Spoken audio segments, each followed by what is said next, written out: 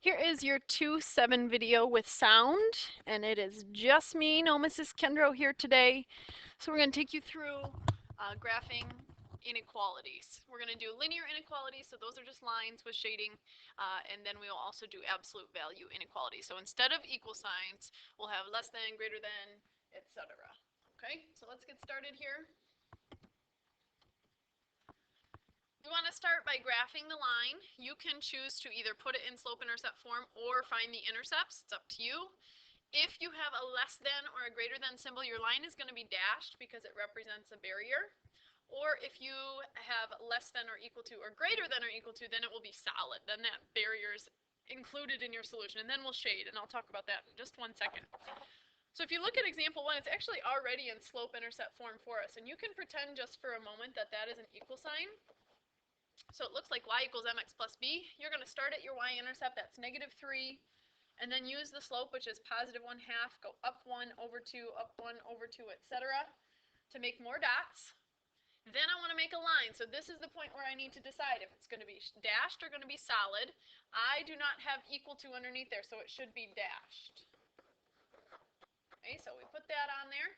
Next, we do our shading. The really nice thing about using slope-intercept form is if you have slope-intercept form, this only works for slope-intercept form, if you have less than, think about it. If something's less than that line, where do you think it would be shaded?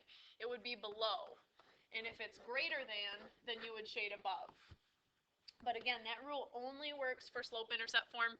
The other way to decide where the shading goes is by testing a point. And to test, you want to pick the easiest point to pick is 0, 0. And what you do is you substitute that 0 for the y and 0 for the x, and you decide if that statement is true or not. Well, this side stays a 0, this turns to a 0, I get -3. You ask yourself, is 0 less than -3? I don't think so, and we just tested the point 0, 0, so that means that that would not be a part of the shaded area. Therefore, you would shade the opposite side of the line. But again, if you have a slope-intercept form, you don't need to worry about it. I actually want to do one more linear example.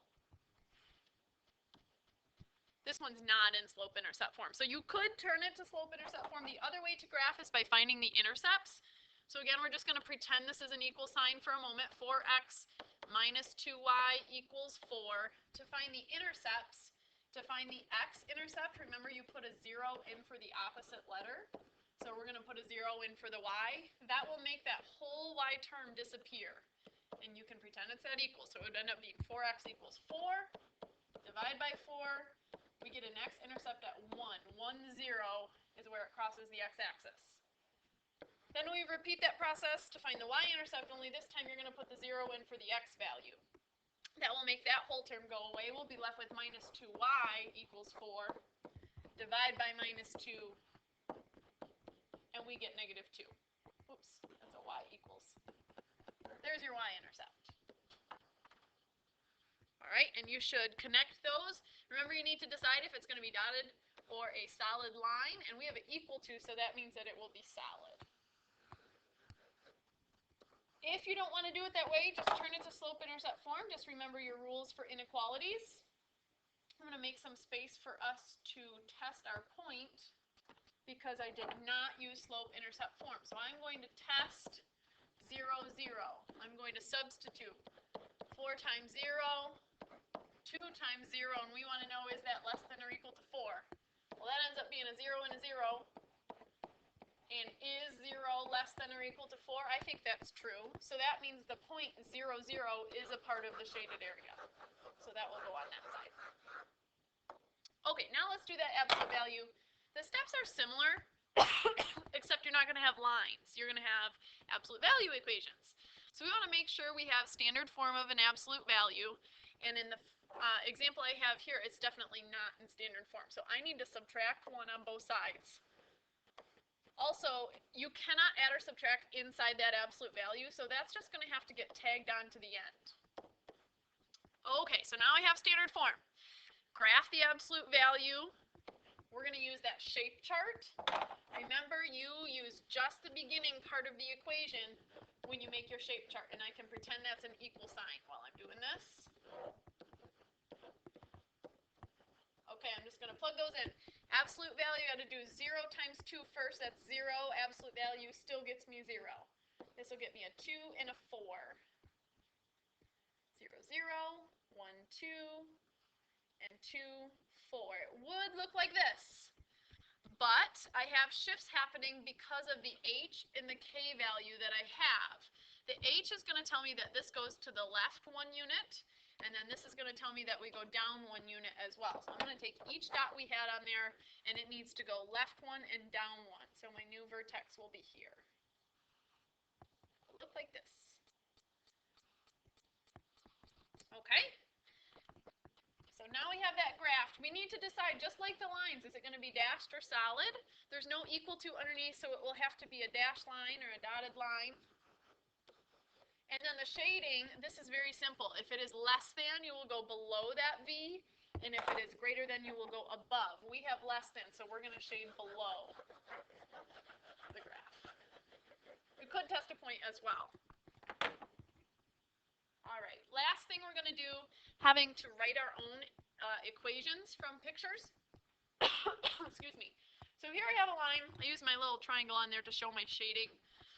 It is definitely a line, so we will want our final answer to be in y equals mx plus b.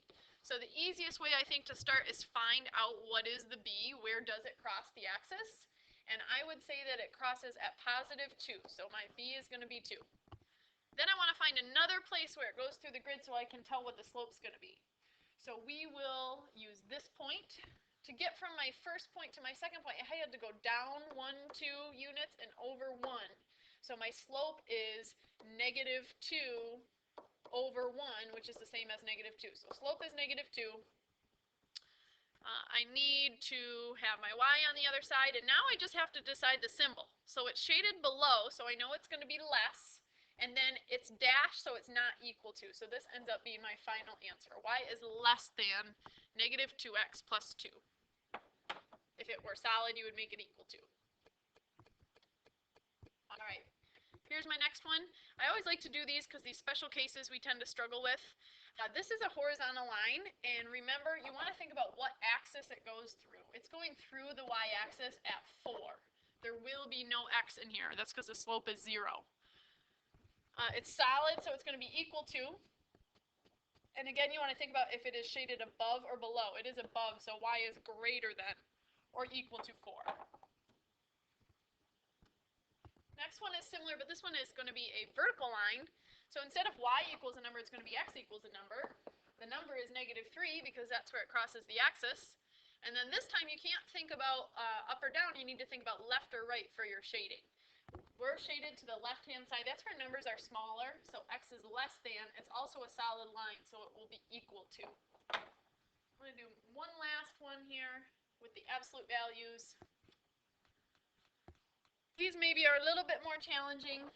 We need to find out what is the vertex, because that will tell us our h and our k.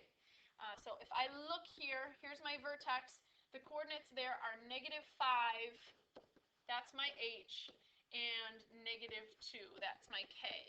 So when I'm writing my absolute value equation, h should turn to plus 5 inside of there, and then minus 2 goes on the outside. I know it's just an x and not anything other than that because I just go right 1 and up 1 to make my v. It's just increasing by 1 every time. All right, now I need to decide the symbol. It's going to be equal to, and it's shaded below, so it will be less than. Okay, I think that'll do it. You should have done inequalities in previous years, maybe not with the absolute values, but just make sure you know if it's a dotted or dashed line and know where your shading's going to be. We'll see you in class.